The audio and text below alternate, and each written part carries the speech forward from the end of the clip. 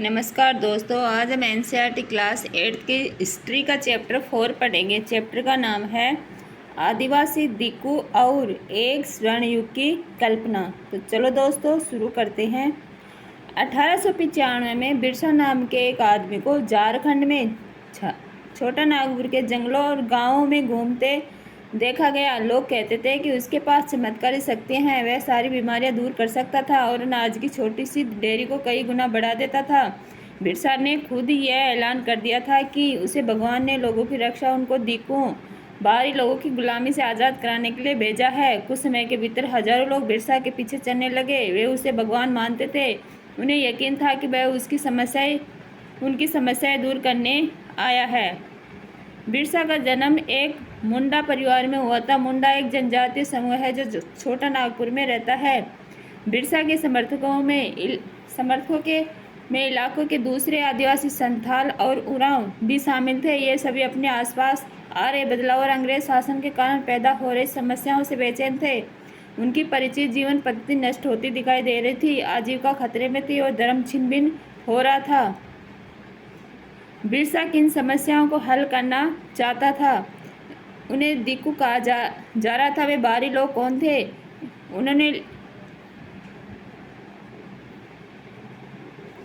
उन्होंने इलाके के लोगों को गुलाम कैसे बना लिया था? अंग्रेजों के राज में आदिवासी के साथ क्या हो रहा था? आदिवासियों का जीवन किस तरह बदल रहा था? इस अध्याय में हम ऐसे ही कुछ सवालों पर विचार करेंगे। पिछले साल आपने आदिवासी समाजों के बारे में पढ़ा था। ज़्यादातर कबीलों के रीति रिवाज और रस्में ब्राह्मणों द्वारा निर्धारित रीति रिवाजों और रस्मों से बहुत अलग थी। इन समाजों में ऐसे गहरे सामाजिक भेद भी नहीं थे जो जाति पर आधारित समाजों में दिखाई देते हैं। एक कबीले के सारे लोग कुटुंब के बंधनों में बंधे होते थे, लेकिन इसका यह मतलब भी नहीं है कि आदिवासियों के बीच कोई आर्थिक और सामाजिक फर्क नहीं था।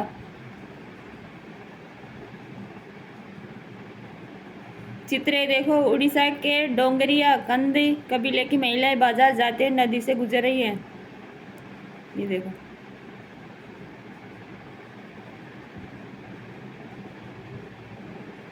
जनजातीय समूह किस तरह जीते थे? 19वीं सदी तक देश के विभिन्न भागों में आदिवासी तरह तरह की गतिविधियों में सक्रिय थे। कुछ झूम खेती करते थे। उनमें से कुछ समुदाय झूम खेती करते थे। झूम खेती गुमंतु खेती को कहा जाता है। इस तरह की खेती अधिकांशतः जंगलों में छोटे छोटे भूखंडों पर की जाती थी। ये लोग जमीन तक धूप लाने पेड़ों के ऊपरी हिस्से काट देते थे और जमीन पर उगी घास फूस जलाकर साफ कर देते थे। उसके बाद वे घास फूस के जलने पर पैदा हुई राख को खाली जमीन पर छिड़क देते थे। इस राख में पोटास होती थी जिससे मिट्टी उपजाऊ हो जाती थी। वे कुल्हाड़ों से पेड़ों काटते थे और कुदालों से जमीन की ऊपरी सतह को खुरस देते थे। वे खेतों को जोतने और बीज रोपने की बजाय उन्हें बस खेत में बिखेर देते थे। जब एक बार फसल तैयार हो जाती थी तो उसे काट कर वे दूसरी जगह के लिए चल पड़ते थे। जहाँ से उन्होंने अभी फसल काटी थी वह जगह कई साल तक पड़ी रहती थी। घुमंतु किसान मुख्य रूप से पूर्वोत्तर मध्य भारत की पर्वतीय और जंगली पट्टियों में ही रहते थे। इन आदिवासी समुदाय की जिंदगी जंगलों में बेरोक टोक आवाजाही और फसल उगाने के लिए जमीन और जंगलों के इस्तेमाल पर आधारित थी। वे केवल इसी तरीके से घुमंतु खेती कर सकते थे। कुछ शिकारी और संग्राहक थे। बहुत सारे इलाकों में आदिवासी समूह पशुओं का शिकार करके और वन्य उत्पादों को इकट्ठा करके अपना काम चलाते थे। वे जंगलों को अपनी जिंदगी के लिए बहुत जरूरी मानते थे। उड़ीसा के जंगलों में रहने वाला खोंड समुदाय इसी तरह का ही समुदाय था। इस समुदाय के लोग टोलियां बनाकर शिकार पर निकलते थे और जो हाल लगता था उसे आपस में बांट लेते थे। वे जंगलों से मिले फल और जड़ें खाते थे। खाना पकाने के लिए वे साल और महुआ के बीजों का तेल इस्तेमाल करते थे। इलाज के लिए बहुत सारी जंगली जड़ी बूटी का इस्तेमाल करते थे। वो जंगलों से इकट्ठा हुई चीज़ों को स्थानीय बाजारों में बेच देते थे। जब भी स्थानीय बुनकरों चमड़ा कारीगरों को कपड़े व चमड़े की रंगाई के लिए कुसुम और पलाश के फूलों की जरूरत होती थी, वे खोंड समुदाय के लोगों से ही कहते थे। इन समुदाय को चावल और अन्य अनाज कहाँ से मिलते थे? कई बार तो चीज़ों की अदला बदली से काम चल जाता था। वे अपने कीमती वन उत्पादों के बदले ज़रूरत की चीज़ें ले लेते थे। कई बार उन्हें ज़रूरी चीज़ें खरीदने के लिए अपनी मुट्ठी भर आमदनी का सहारा लेना पड़ता था। उनमें से कई लोग आसपास के गाँव में नौकरी भी करते थे। कोई बोझ ढोता था तो कोई सड़क निर्माण कार्यों में नौकरी करता था। कई आदिवासी खेत मजदूर थे। जब वन उत्पाद कम पड़ जाते थे तो आदिवासियों को मजदूरी के लिए ज़्यादा भटकना पड़ता था, लेकिन उनमें से बहुत सारे समुदाय जैसे मध्य भारत के बेगा औरों के लिए काम करने से कतराते थे। बेगा खुद को जंगल की संतान मानते, जो केवल जंगल की उपज पर ही जिंदा रह सकती है। मजदूरी करना बेगाओं के लिए अपमान की बात थी।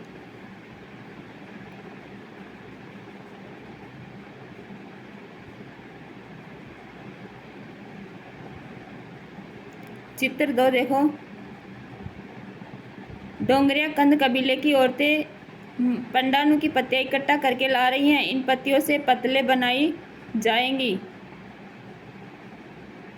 प्रति कुछ समय के लिए बिना खेती छोड़ दी जाने वाली जमीन, ताकि उसकी मिट्टी दोबारा उपजाऊ हो जाए। साल एक पेड़। महुआ एक फूल जिसे खाया जाता है या शराब बनाने के लिए इस्तेमाल किया जाता है। चित्र 3 भारत के कुछ आदिवासी समुदाय के इलाके। ये देखो। गड्डी वन गुजर बोटिया सहरिया भील वन गुजर्स राठवा बेगास बंजारा गोंड बंजारा बेगास मारिया गोंड।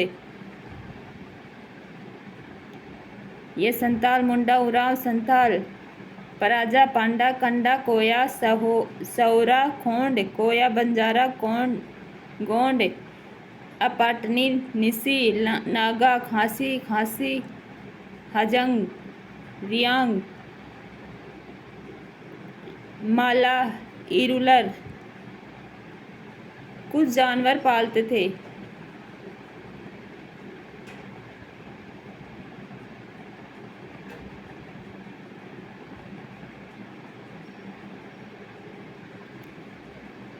जो चीज़ें आसपास पैदा नहीं होती थी उन्हें हासिल करने के लिए आदिवासियों को खरीद फरोख्त भी करनी पड़ती थी। इसकी वजह से वे कभी कभी व्यापारियों महाजनों पर आश्रित हो जाते थे। व्यापारी बेचने की चीज़ें लेकर आते थे और भारी कीमत पर चीज़ें बेचते थे।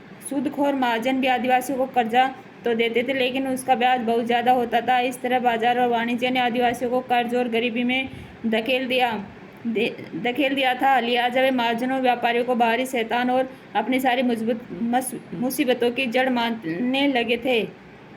अब पढ़ते हैं। कुछ जानवर पालते थे।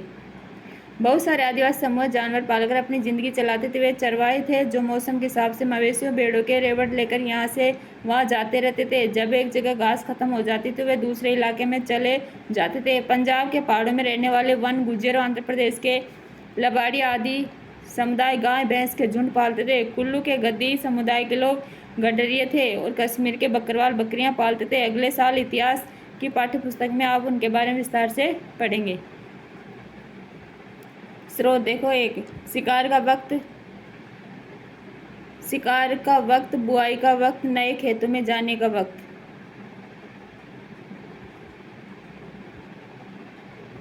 क्या आपने कभी इस बात पर ध्यान दिया है कि विभिन्न प्रकार के समाजों में रहने वाले लोगों की काम और समय के बारे में समझदारी एक जैसी नहीं होती। विभिन्न क्षेत्रों में रहने वाले घुमंतू आदिवासियों और शिकारियों की जिंदगी एक खास क्रम और मर्द औरत के बीच कामों के बंटवारे से चलती थी। ब्रिटिश मानव विज्ञानी वेरियर एल्विन ने 1930-1940 के दशकों में कई साल मध्य भारत के बेगा और खोंड समुदाय के बीच बिताए थे। एल्विन द्वारा लिखित निम्नलिखित अंशों को पढ़कर इस समय क्रम और कामों के बंटवारे को समझा जा सकता है। वे लिखते हैं। चैत में औरतें इकट्ठा करने और बच्चे खुचे और खूंटों को काटने जाती थी। पुरुष बड़े पेड़ों को काटते थे और शिकार पर जाते थे। शिकार पूरे चांद के समय पूर्व से शुरू होता था। शिकार के लिए बांस के फंदों का इस्तेमाल करते थे। औरतें सागो, इमली, मशरूम, कुकुर मोता आदि फल बीन कर लाती थी। बेगा औरतें या तो केवल जड़ें या कंद इकट्ठा करती थी या महुआ के बीज इकट्ठा करती थी। मध्य भारत के आदिवासियों में कंद इकट्ठा करती थी या महुआ के बीज आदिवासियों में बेगाओं को सबसे अच्छा शिकारी माना जाता था। वैशाख में जंगलों को जलाया जाता था। औरतें अधजली लकड़ियों को ईंधन के लिए बीन लेती थी। आदमी शिकार पर जाते रहते थे, लेकिन गांव से दूर नहीं जाते थे। जेठ में बुआई होती थी और शिकार चलता रहता था। आषाढ़ से भादों तक मर्द खेतों में काम करते थे। क्वार में फलियां आने लगी थी। आने लगती थी और कार्तिक को कुटकी में पक जाती थी। अगहन में सारी फसल तैयार हो जाती थी और पूस में फटकन किया जाता था। नाच गान और शादियां भी पूस के महीने में ही होती थी। माघ में पुरुष नए बेवड़ की तरफ चले जाते थे। इस दौरान शिकार और चीजों का संग्रह ही जीने की मुख्य गतिविधि होती थी। यह चक्कर पहले साल का होता था। दूसरे साल शिकार के लिए ज़्यादा समय मिल जाता था क्योंकि केवल कुछ फसलों की ही बुआई कटाई होती थी। क्योंकि भोजन काफ़ी होता था इसलिए पुरुष बेवड़ों में ही रहते थे। तीसरे साल में भोजन के लिए वन उत्पादों की भी जरूरत पड़ने लगी थी। वेरियर एल्विन द्वारा लिखित बेगा 1939 और एल्विन की ऐसी रचना notes of on the Khond से। चित्र 4 देखो। ईंधन की लकड़ी ले जाती है एक संताल लड़की। बिहार 1946। बच्चे वन उपज इकट्ठा करने के लिए अपनी माओ के साथ जंगल में जाते हैं।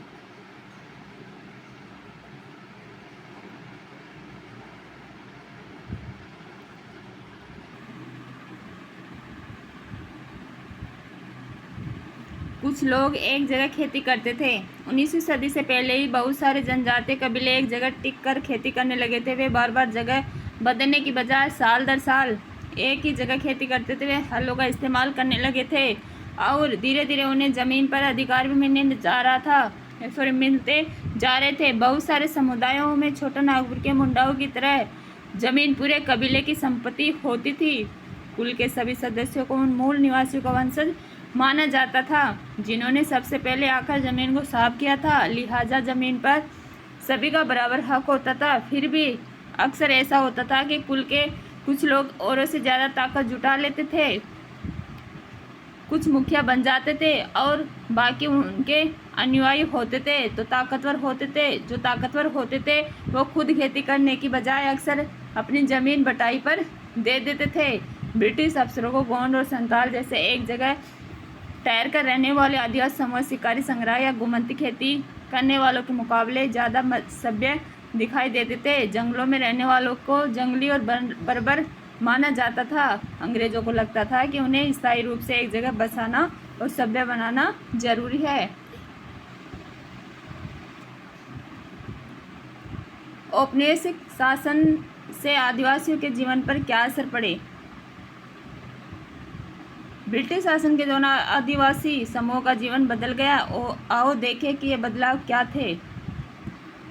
आदिवासी मुखियाओं का क्या हुआ?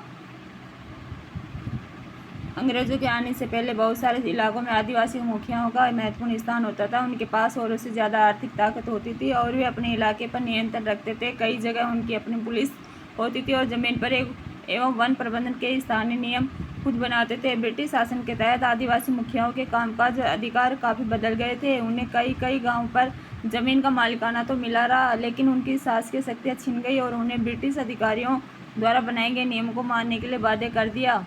उन्हें अंग्रेजों को नजराना देना पड़ता था और अंग्रेजों के प्रतिनिधि की हैसियत से अपने समूह को अनुशासन में रखना होता था। पहले उनके पास जो ताकत थी अब वह नहीं रही। वे परंपरागत कामों को करने से लाचार हो गए।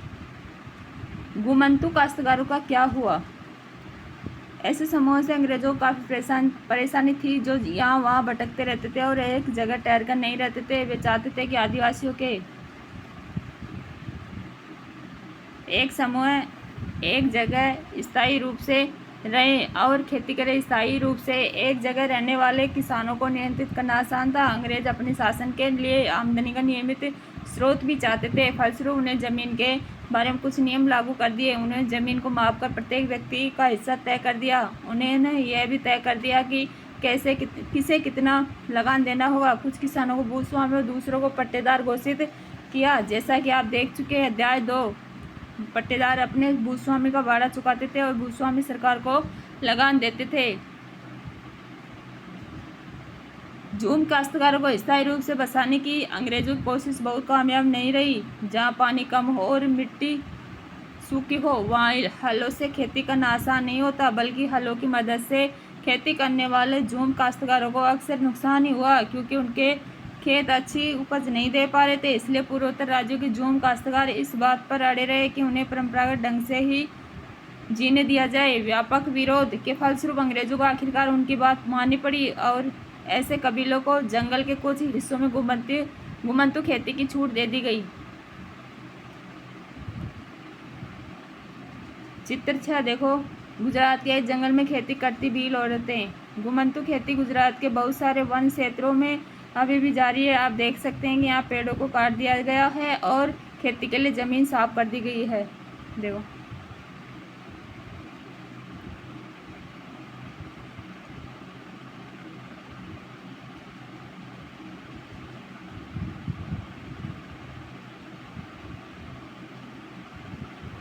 चित्र 5 पूर्वोत्तर के निजी आदिवासियों के एक गांव में लट्ठों से बना घर। जब ये घर बनाए जाते हैं तो पूरा गांव मदद करता है।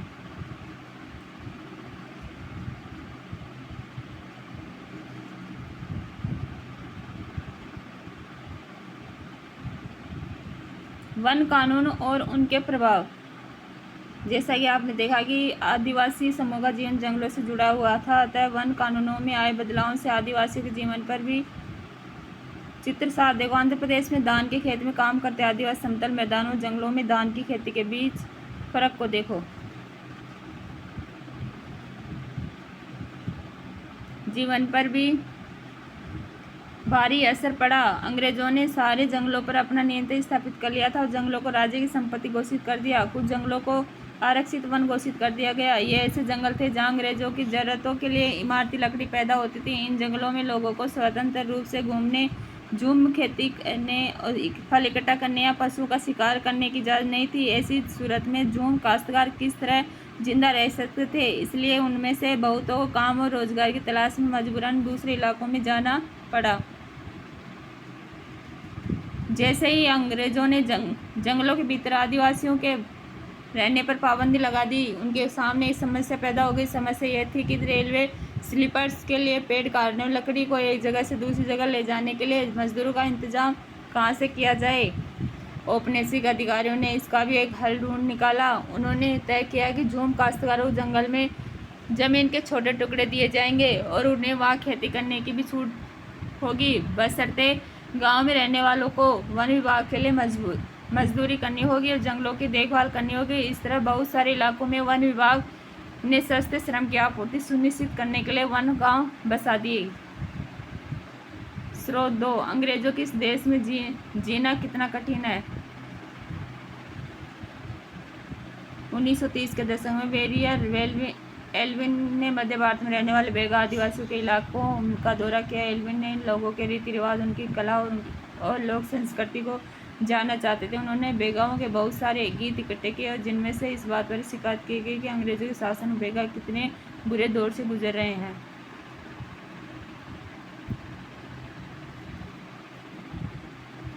अंग्रेजों के इस देश में जीना कितना है मुश्किल, जीना कितना है मुश्किल। जमींदार बैठा है गांव में, दरवाजे में कोतवाल, बगीचों में पटवारी, खेतों में सरकार। अंग्रेजों के इस देश में जीना कितना है मुश्किल। पशु कर अदा करने के लिए बेचते हैं गाय, तो भैंस बेचते हैं जंगल कर के लिए, बैलों को बेचकर अदा करते हैं लगान।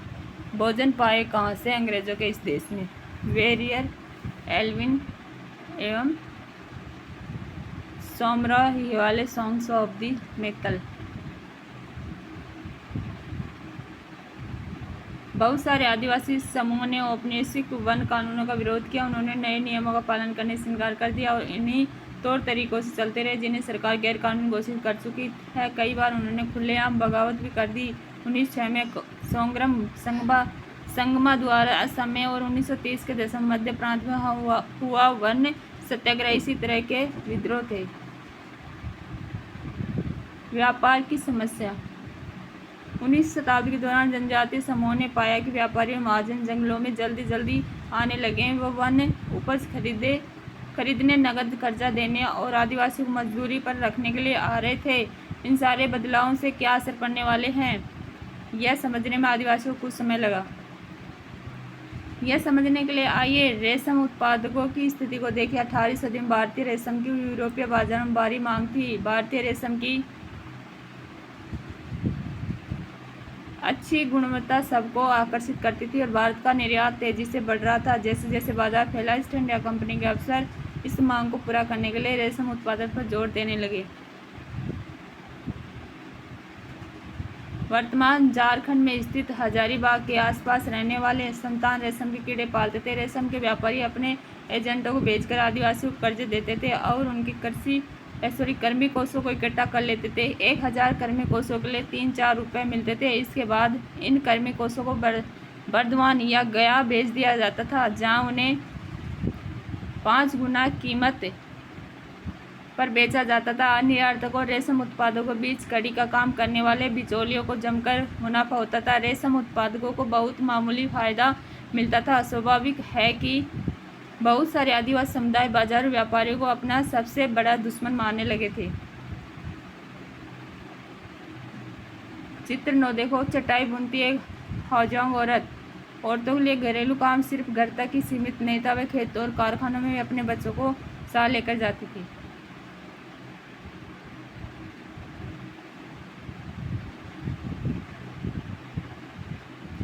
चित्र 10 देखो, बिहार कोयला खनिज 1920 के दशक में बिहार की झरिया और रानीगंज कोयला खदानों में काम करने वाले लगभग 50% खनिज आदिवासी थे।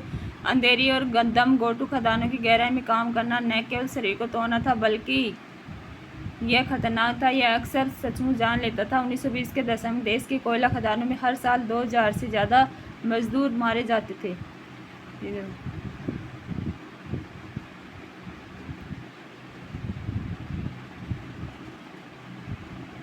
काम की तलाश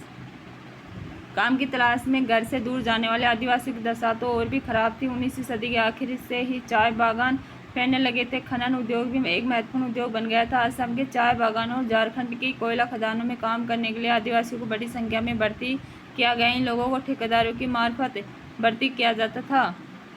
ये ठेकेदार न केवल उन्हें बहुत कम वेतन देते, बल्कि उन्हें वापस घर भी लौटने नहीं देते थे। नज़दीक से देखने पर 19वीं और 20वीं शताब्दी के दौरान देश के विभिन्न भागों में जनजातीय समूहों ने बदलते कानूनों अपने व्यवहार पर लगी पाबंदियां, नई करों, व्यापारियों व महाजनों द्वारा किए जा रहे शोषण के खिलाफ कई बार बगावत की। 1831-32 में कोल आदिवासियों ने और 1855 में संथालों ने बगावत कर दी थी। मध्य भारत में बस्तर विद्रोह 1910 में हुआ और 1940 में महाराष्ट्र में वर्ली विद्रोह हुआ। बिरसा जिस आंदोलन का नेतृत्व कर रहे थे, वह भी इसी तरह का विद्रोह था। बिरसा मुंडा। बिरसा का जन्म 1870 के दशक के मध्य हुआ। उनके पिता गरीब थे। बिरसा का बचपन भेड़ बकरियां चराते, बांसुरी बजाते और स्थानीय अखाड़ों में नाचते गाते बीता था। उनकी परवरिश मुख्य रूप से बोहोडा के आसपास के जंगलों में ही गरीबी से लाचार बिरसा के पिता को काम की तलाश में जगह जगह भटकना पड़ता था। लड़कपन में ही बिरसा ने अतीत में हुए मुंडा विद्रोह की कहानियां सुन ली थी। उन्होंने कई बार समुदाय के सरदारों मुखियाओं को विद्रोह का आह्वान करते देखा था। बिरसा के समुदाय के लोग ऐसे स्वर्ण युग की बात किया करते थे जब मुंडा लोग दिक्कुओं के उत्पीड़न से पूरी तरह आज़ाद थे। सरदारों का कहना था कि एक बार फिर उनके समुदाय के परंपरागत अधिकार बहाल हो जाएंगे। वे खुद को इलाके के मूल निवासियों का वंशज मानते थे और अपनी जमीन की मुल्क की लड़ाई लड़ रहे थे। वे लोगों को याद दिलाते थे कि उन्हें अपना साम्राज्य वापस पाना है। बिरसा स्थानीय मिशनरी स्कूल में जाने लगे, जहां उन्हें मिशनरियों के उपदेश सुनने का मौका मिला। वहां भी उन्होंने यही सुना कि मुंडा समुदाय स्वर्ग का साम्राज्य हासिल कर सकता है और अपने खोए हुए अधिकार वापस पा सकता है अगर वे अच्छे ईसाई बन जाए और अपनी खराब आदतें छोड़ दें तो ऐसा हो सकता है। बाद में बिरसा ने एक जाने माने वैष्णव धर्म प्रचारक के साथ भी कुछ समय बिताया। उन्होंने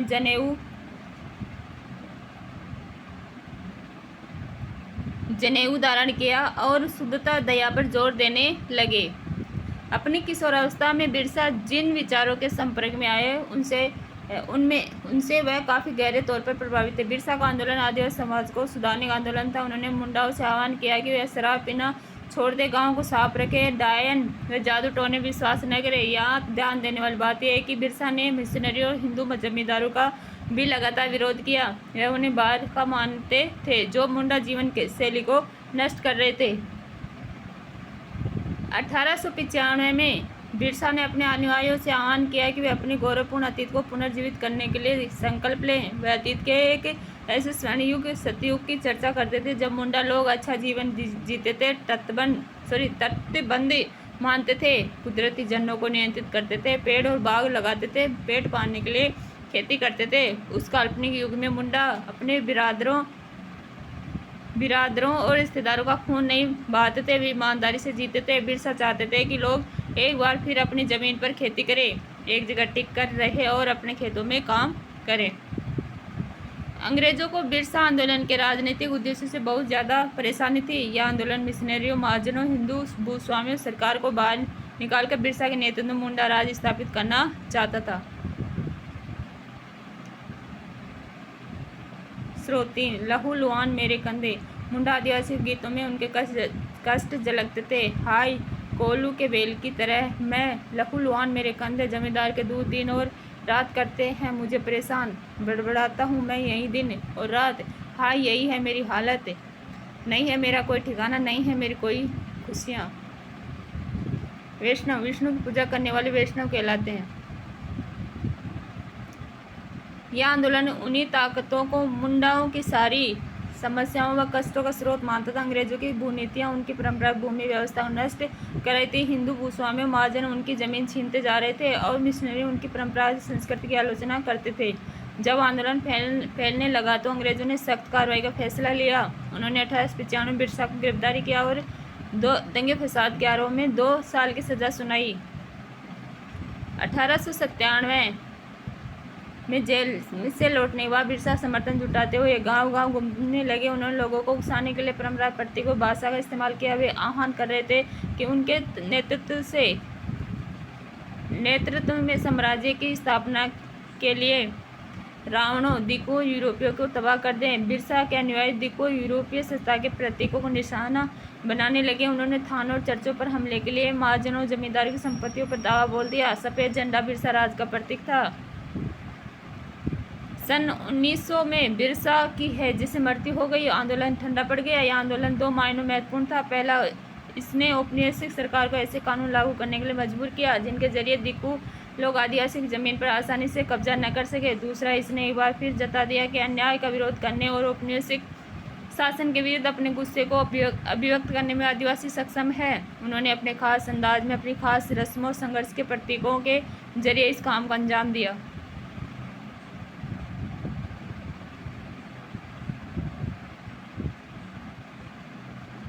अन्यत्र हमें नकदी की क्या जरूरत। ऐसे बहुत सारे कारण हैं जिनकी वजह से आदिवासी और अन्य सामाजिक समूह बाजार के लिए पैदावार नहीं करना चाहते। पापुआ न्यू गिनी के इस जनजातीय गीत में इस बात की झलक मिलती है कि वहाँ के आदिवासी बाजार किस तरह देखते हैं और कहते हैं, नकदी है बेकार का टुकड़ा करकट, बारिश ये रोक नहीं सकती और देती है तकलीफ़ें। इन सरकारी मठाधीशों के लिए क्यों मैं जोश से करूँ काम, क्यों मैं चढ़ूँ नारियल के पेड़ पर। तो है नकदी फसलें अच्छी, लेकिन श्रीमान मुझे बताइए अगर खरीदने को नहीं है कुछ तो मैं चिंता करूँ क्यों। तो चलो दोस्तों, अपना चैप्टर कंप्लीट हुआ, इसके क्वेश्चन आंसर भी देख लेते हैं। पहला क्वेश्चन है अपना, रिक्त स्थान भरे गए। अंग्रेजों ने आदिवासियों को डैश के रूप में वर्णित किया, किसके रूप में, जंगली और बर्बर के रूप में, जंगली व बर्बर के रूप में। ठीक है। नेक्स्ट है, झूम खेती में बीज बोने के तरीकों को डैश कहा जाता है, क्या कहा जाता है, बिखेरना, बिखेरना। ठीक है। गए। मध्य भारत में ब्रिटिश भूमि बंदोबस्त के अंतर्गत आदिवासी मुखियाओं को डैश स्वामित्व मिल गया, क्या मिल गया, भूमि का स्वामित्व मिल गया। ठीक है। गए है, असम के डैश और बिहार के डैश में काम करने के लिए आदिवासी जाने लगे, किसके लिए, असम के चाय बागानों और बिहार की कोयला खदानों में काम करने के लिए आदिवासी जाने लगे। ठीक है। नेक्स्ट क्वेश्चन देखते हैं अपना,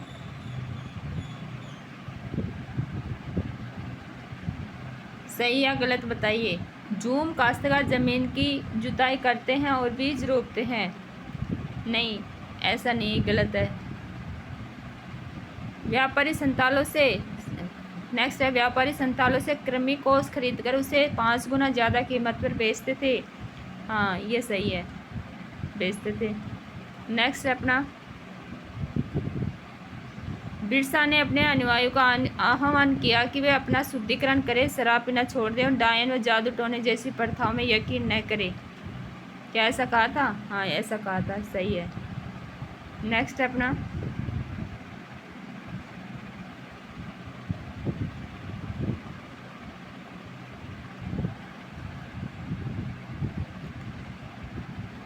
अंग्रेज आदिवासियों के जीवन पद्धति को बचाए रखना चाहते थे? नहीं, ऐसा नहीं, वो तो ख़त्म करना चाहते थे। नेक्स्ट देखते हैं अपना,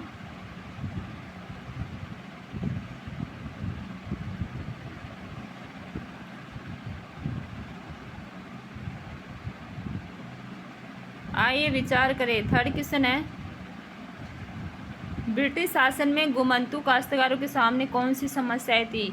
उनके सामने अनेक समस्याएं थी। अंग्रेजों ने अपने स्वार्थ के लिए घुमंतू काश्तकारों को एक जगह रहने पर मजबूर कर दिया था। इससे घुमंतू काश्तकार स्वतंत्रता से भंग हो रही थी। ठीक है। और घुमंतू काश्तकार जो ब्रिटिश मॉडल के अनुसार हल बैल के प्रयोग द्वारा खेती करते थे, जिससे उन्हें कठिनाई होती थी क्योंकि उन्हें खेती से अच्छी पैदावार नहीं मिल रही थी, जिससे उन्हें लगान चुकाना मुश्किल हो रहा था। घुमंतू काश्तकारों ने धीरे धीरे खेती की इस विधि का विरोध करना शुरू कर दिया क्योंकि वे घुमंतू खेती या झूम खेती पर वापस लौटना चाहते थे। फोर्थ क्वेश्चन है, औपनिवेशिक शासन के तहत आदिवासी मुखियाओं की ताकत में क्या बदलाव आए? जैसे आदिवासी मुखियाओं के कई प्रशासनिक अधिकार खत्म हो गए, उन्हें ब्रिटिश अधिकारियों द्वारा बनाए गए नियमों का पालन करने के लिए मजबूर किया गया। ठीक है। और उन्हें आदिवासी मुखियाओं को जब अंग्रेज अधिकारियों को नजराना देना पड़ता था और अंग्रेजों के प्रतिनिधि के रूप में अपने समूह को अनुशासन में रखना होता था। और आदिवासी मुखियाओं के पास जो ताकत पहले थी, अब वह ताकत नहीं रही। वे परंपरागत कार्यों को करने के लिए भी लाचार हो गई। ठीक है। नेक्स्ट है, दिकुओं से आदिवासियों के गुस्से के क्या कारण थे? अनेक कारण थे। दिक्कू आदिवासी मिशनरी खुदखोर हिंदू जमींदार तथा अंग्रेज अधिकारियों को दिक्कू कहते हैं, लेकिन इनके कारण अनेक है। जैसे आदिवासी दिक्कू को अपनी गरीबी तथा दयनीय अवस्था का कारण मानते थे। आदिवासी का मानना था कि कंपनी की भू राजस्व नीति उनकी पारंपरिक भूमि व्यवस्था को नष्ट कर रही थी। आदिवासियों का मानना था कि हिंदू जमींदार तथा सूदखोर उनकी जमीन हड़पते जा रहे हैं। आदिवासियों का मानना था कि मिशनरी उनके धर्म तथा पारंपरिक संस्कृति की आलोचना करते हैं। 6 क्वेश्चन है, बिरसा की कल्पना में स्वर्ण युग किस तरह का था? आपकी राय में यह कल्पना लोगों को इतनी आकर्षक क्यों लग रही थी? क्योंकि बिरसा ने अपने अनुयायियों से अपने गौरवपूर्ण अतीत को पुनर्जीवित करने के लिए संकल्प लेने का आह्वान किया। बिरसा ऐसे स्वर्णयुग की चर्चा करते थे जब मुंडा लोग अच्छा जीवन जीते थे, तटबंध बनाते थे, कुदरती झरनों को नियंत्रित करते थे, पेड़ और बाग लगाते थे, पेड़ लगाने के लिए खेती करते थे। उस काल्पनिक युग में मुंडा अपने भाइयों का रिश्तेदारों का खून नहीं बहाते थे, वे ईमानदारी से जीते थे। बिरसा चाहते थे कि लोग एक बार फिर अपनी ज़मीन पर खेती करें, एक जगह स्थायी रूप से रहें और अपने खेतों में काम करें। ठीक है। नेक्स्ट है 7th क्वेश्चन, अपने माता पिता दोस्त या शिक्षकों से बात करके 20वीं सदी के अन्य आदिवासी विद्रोही नायकों के नाम पता करें, उनकी कहानी अपने शब्दों में लिखें। तो आप जैसे बता सकते, जिस तरह से जाना उराव झारखंड राज्य से छोटा नागपुर क्षेत्र का जनजातीय स्वतंत्र सेनानी था। उनके नेतृत्व में 1914 से 1919 के दौरान ब्रिटिश शासन के विरुद्ध आंदोलन चलाया गया। उसने उराम लोगों के बीच फैले अंधविश्वास तथा उनके द्वारा शराब पीने की जमकर आलोचना की। उनके इस धार्मिक आंदोलन ने कर नए आंदोलन को जन्म दिया। जात्रा ने घोषणा की कि उसके अनुयायी जमींदार की जमीन नहीं खुद जोतेंगे तथा कुली या मजदूर के रूप में या सरकार के लिए काम नहीं करेंगे। उसने पोहन महतो तथा ग्राम प्रधान के पारंपरिक नेतृत्व भी प्रश्न उठाया। इस आंदोलन का मौलिक विचार था कि जमीन भगवान की देन है तथा जमीन पर जनजातीय लोगों के अधिकार में दखल देने का किसी को अधिकार नहीं है। जात्रा को उनके प्रमुख शिष्यों के साथ गिरफ्तार कर लिया गया। जेल से छूटने के बाद उसने इस आंदोलन का नेतृत्व त्याग दिया और बाद में गांधी जी के संपर्क में आ गए।